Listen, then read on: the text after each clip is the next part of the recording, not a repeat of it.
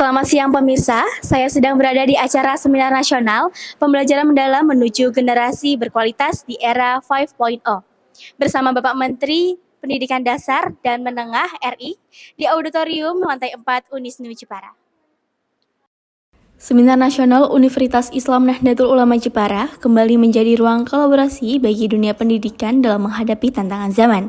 Mengusung tema pembelajaran mendalam menuju generasi berkualitas di era 5.0, kegiatan ini bertujuan memperkuat kualitas pembelajaran yang adaptif dan relevan dengan perkembangan era 5.0.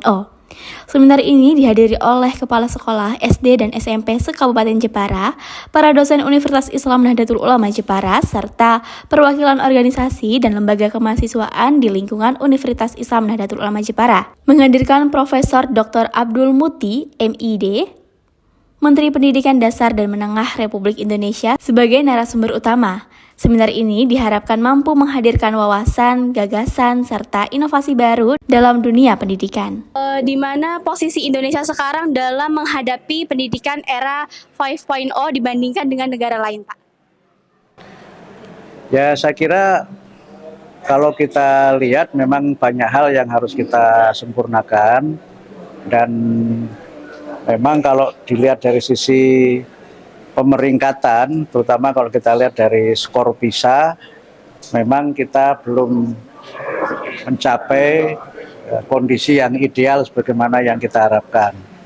Karena itu kita berusaha bagaimana agar pendidikan kita ini semakin meningkat, dan kita berusaha melalui berbagai kebijakan dan arahan Bapak Presiden, kita bisa mempercepat peningkatan kualitas pendidikan itu di berbagai sektor, terutama pada pertama adalah literasi, kemudian numerasi dan STEM, Science, Technology, Engineering, and Mathematics, bahkan juga STEM, Science, Technology, Engineering, Art, and Mathematics.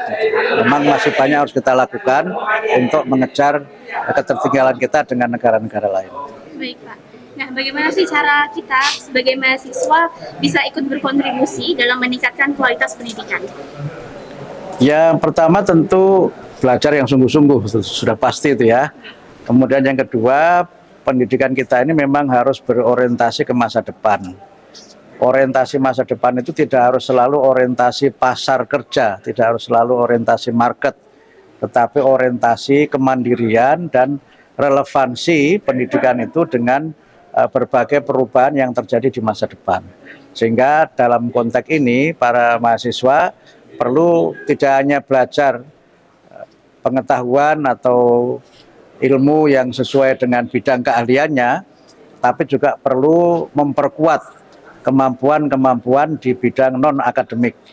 Nah, misalnya kemampuan kepemimpinan dan soft skill yang diperlukan di dunia masa depan. Tadi saya menyebut misalnya kemampuan berpikir analitis, kemampuan coding dan AI, selain juga berpikir kritis, kemudian kreativitas, kolaborasi, komunikasi, kemampuan beradaptasi, kemampuan untuk berpikir kompleks problem solving, dan berbagai kemampuan lain yang bersifat soft skill. Karena soft skill ini yang bisa ditransformasikan dalam berbagai situasi dan keadaan yang baru. Bahkan dengan kemampuan-kemampuan itu, mahasiswa tidak menjadi pencari kerja, tapi justru malah mereka yang menciptakan lapangan pekerjaan. Dan mungkin ini menjadi pertanyaan terakhir, bagaimana strategi pemerintah agar pendidikan merata sampai ke daerah terpencil? Nah, ada strategi yang kami pakai. Pendidikan itu tidak sekedar schooling, artinya belajar di sekolah formal, tapi learning, belajar di pendidikan informal dan non-formal. Di periode kepemimpinan saya ini, kami baru saja menerima Perpres tentang pembentukan Direktorat Pendidikan Dasar dan Non-Formal dan Informal.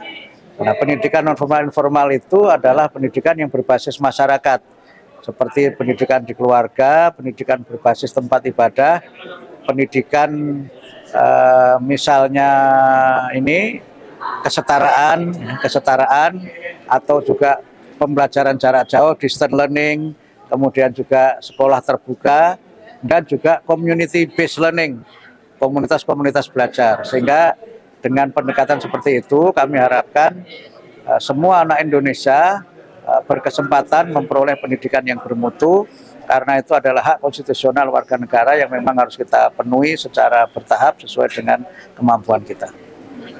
Terima kasih banyak Bapak atas waktunya dan kesempatannya.